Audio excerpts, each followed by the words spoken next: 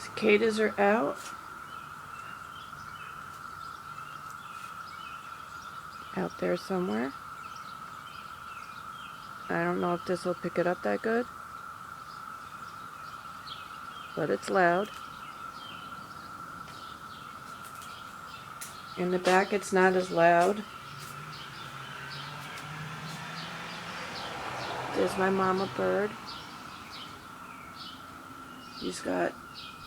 She laid 2 eggs. She had 1 nest of eggs of birds already. She's on her 2nd batch. She laid 2 eggs and then she laid 3 more after that. The 2 eggs are hatched already and they're little guys, like about 1/2 inch with fur, if you call it fur. They're also back here, the cicadas, but you can't hear them as much as you can in the other area.